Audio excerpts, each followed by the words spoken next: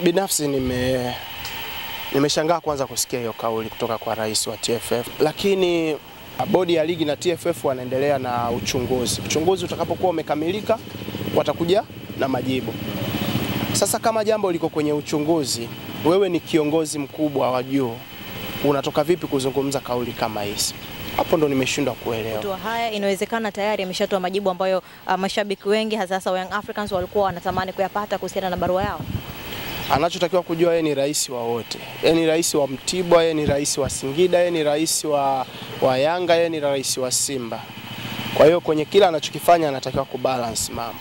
Natumai kubuheri wa afya kabisa mtazamaji wa BNTV, langu jina ni Tunu Idi Omari. Kama kawaida tukikutana ujue tunaangalia yale kimichezo ambayo yameweza kushika kasi ama kuweka mijadala katika vyombo mbalimbali vya habari. Niko naye hapa Hans Raphael. Kikubwa ni kuzungumza vile ambavyo watu wengi sana wanatamani kuvifahamu, hasa ni kuhusiana na kile ambacho Wallace Karia alikizungumza. Natamani sana tuyafahamu mengi sana kutoka kwake katika mjadala huu ambao ulizungumzwa katika redio nyingi sana siku ya leo. Bwana Hans, habari yako?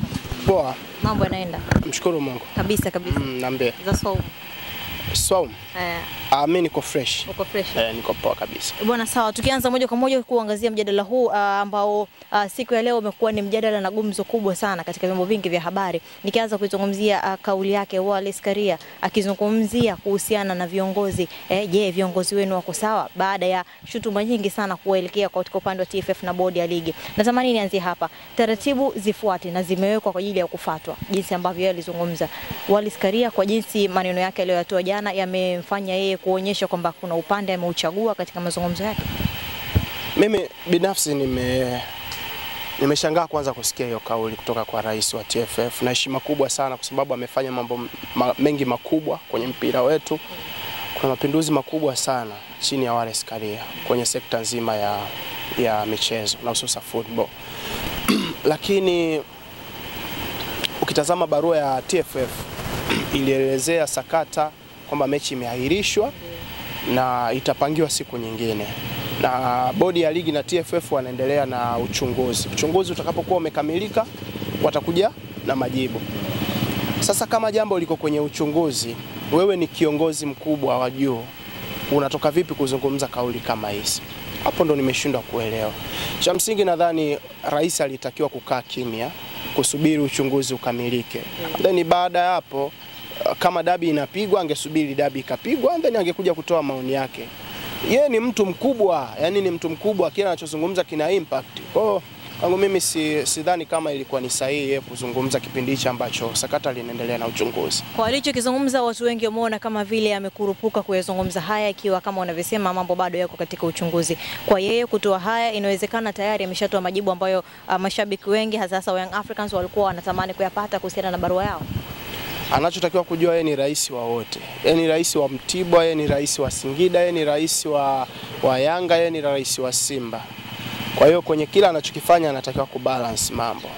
Nadhani watu wamenielewa. Nadhani watu wamekuelewa. Lakini kwa upande wake anasema yeye kwa asilimia kubwa ni shabiki wa Simba, lakini alikuwa anaifavor sana Young Africans. Kwa haya yanaonyesha kweli alikuwa anaifavor Young Africans. Hilo sina uhakika nalo. Una uhakika nalo kama kweli anaifavor Young Africans. Yeah. Sawa, tuangazie tena katika mule ambacho alikizungumza yeye Wallace Karia. Viongozi akisema kama mnataka bodi ya ligi iweze kujiuzuru, je, mmeangalia viongozi wenu pia wako sawa? Hichi kinaashiria nini? Kama wanaona viongozi wa timu hizi hawako sawa, kwa nini hawajafanya maamuzi mpaka sasa? Binafsi nadhani kosa halihalalishwi kwa kosa jingine. Yaani haiwezekani Simba wanafanya makosa basi na TFF wafanye makosa kwa sababu Simba wanafanya makosa, au Yanga wanafanya makosa basi na TFF waamue vitu vyao kimakosa. Mimi mpaka leo sijui ni kanuni gani iliyotumika kuahirisha game. Kama ni kanuni ya 34, sikuona sababu yote ile game kuahirishwa. Umeona? Kwa sababu sikuona machafuko, hakukuwepo na kifo au vifo. Kwa hiyo sikuona sababu yote ya game kuahirishwa. Mimi ninachoona ni bodi ya ligi walitumia busara tu kuahirisha game, lakini sio kanuni. Never ever. Ina maana tukirudisha lile tukio ambalo liliweza kutokea, kwa upande wako unakataa moja kwa moja kama kanuni ilitumika pale, lakini busara ndio ilitumika kuweza kuahirisha. Mara 1000 kanuni haikutumika.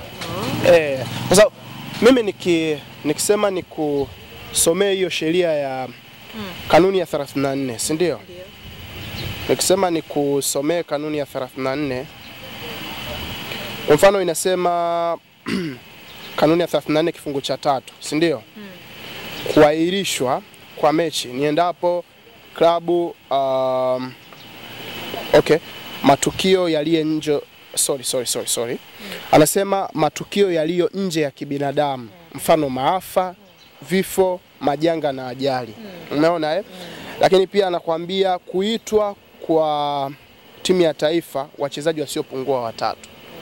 Kwa mfano Simba wachezaji wao 3 wangekuwa wameitwa timu ya taifa, walikuwa na haki ya kugomea mechi. Lakini hapa ukiangalia maafa, vifo, majanga au ajali, ni kitu gani ambacho kilitokea? Wewe mwenyewe unakiri kwamba hakuna chochote. Sasa game iliahirishwa vipi? Ni kanuni gani ambayo ilisababisha game iahirishwe? Watu wanauliza kama hiyo kanuni ndio iliweza kusitisha mchezo huu wa Simba na Yanga, kanuni gani ambayo haikuweza kuonekana katika mchezo ambao Azam alicheza huko na vurugu zikatokea kama zaidi ya kile ambacho kiliweza kutokea huko? Kwamba watu wanasema kama kanuni hiyo ndio iliweza kutumika, kwa nini kanuni hiyo ikutumika katika mchezo ambao Azam pia kwa upande wake ilitokea vurugu dhidi ya kanuni? Ni busara tu zilitumika. Ni busara tu zilitumika na sio kanuni. Kwa hiyo mimi sielewi ni kitu gani ambacho kinaendelea kwenye mpira wetu. Watu wanashindwa kufuata kanuni na sheria bwana. Tumia busara. Sure. Yeah, sure. Yaani kwamba watu sasa hivi hawafuati kanuni, wanafuata busara. Sasa wewe kanuni ni kanuni gani? Hii nimekusomea. Ni tukio gani lilitokea? Kuna maafa yalitokea? Hakuna maafa yalitokea. Kuna machafuko yalitokea? Kuna mauaji yalitokea? Yeah. Bwana sawa, lakini mbali na hapo tukirudi tena kuangazia haya maneno ya Wallace Karia, baadhi ya watu wameona kama vile wamechomwa sana kwa upande wao, hasa mashabiki wa Young Africans. Mashabiki wa Young Africans wameona kama vile wamekosa kabisa utetezi mpaka katika upande mzima wa bodi ya ligi. Kama rais anazungumza mambo kama haya, wao watatetewa na kina nani? Kwa upande wao ndio wanaona hivyo. Je, wana haki ya kuona hivyo au una haki ya kuona mtazamo mwingine tofauti mbele haya yalizungumzwa? Binafsi mimi nikwambie kitu kimoja. Bodi ya ligi ni ya wote. Inatakiwa kufuata sheria, kanuni na miongozo kwenye maamuzi ya vitu. Watu hawataki kutumia busara. Ukitazama tukio lililotokea Misri na kwetu ni kama vinafanana. Al Ahly walikuwa na haki ya kulalamikia mwamuzi. Umeona? Lakini walichokifanya Al Ahly wamekuja kulalamika muda ukiwa ushaenda, muda umepita. Kwa bodi ya ligi ikaamua game ifanyeje? Ipigwe, wao wakagoma kuja uwanjani, mtu akapata alama. Sisi kwetu Simba alitakiwa kutoa taarifa ni muda gani anatakiwa kutrain. Simba hajafanya hivyo. Lile lilikuwa ni kosa la kikanuni, ilibidi liadhibiwe kikanuni. Game ilitakiwa kupigwa pale, hakukuwa na machafuko. Sasa ni kanuni gani imetumika? Kanuni iliyotumika watu wengi tuielewe. Vitu vya ajabu. Wanakuambia sasa Yanga nao washasema sisi kwenye maamuzi yetu tuliyofanya uwanjani hatuwezi tukaingia hata kama kiamua mechi irudiwe. Sasa si ndio itakuwa kama Yanga? Mimi sijui lakini tusubiri maamuzi yakishakamilika. Uchunguzi ukikamilika maamuzi yatatoka. Maamuzi yanaweza katoka kama uchunguzi ukikamilika. Kwa upande wako dabi ikirudiwa ya Kariakoo, unaamini Young Africans watakuwa na roho safi kwamba tunaenda kucheza mechi na ushindi? Si mpaka wakubali kucheza, ina maana watakuwa wameridhia. Kwa hiyo huwezi kukubali kucheza mechi ambayo hauko tayari. Ukikubali kucheza means umeitaka. Kwa hiyo wakikubali tutaona condition watakao nayo, na wao nadhani watakuwa wamejipanga kuperform. Kwa mtazamo wa watu wengi wanakuambia inawezekana Young Africans walikuwa na kiburi sana baada ya maamuzi kutoka siku ile. Waliambiwa kwamba mechi imeahirishwa, lakini wao wakaweza kwenda kufanya mazoezi au kwenda kutrain kisha wakaondoka zao katika siku ile ya mchezo. Watu wanasema inawezekana kile ndio kilimfedhesha sana Wallace mpaka akajikuta anazungumza mambo hayo.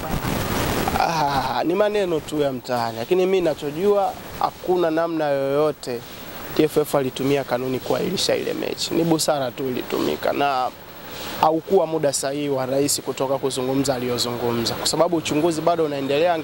Angevumilia uchunguzi ukamilike ndo angekuja kutoa neno. Mchezo wa Simba na Dodoma Jiji watu wengi wanautafsiri kama ni mchezo wa kupimana, kwamba kuelekea katika michuano ya kimataifa ya Simba inawezekana Dodoma Jiji ilikuwa ni timu sahihi kwa upande wao kuweza kupimana nao. Wamecheza vizuri sana, waliscore magoli ya kutosha, brilliant performance kutoka kwao na niwape credit. Nadhani ni game ambayo iliwapa momentum kuelekea international break, and then wakirejea tutaangalia condition watakuwa nayo kabla ya tarehe 2 kucheza mechi ya kimataifa.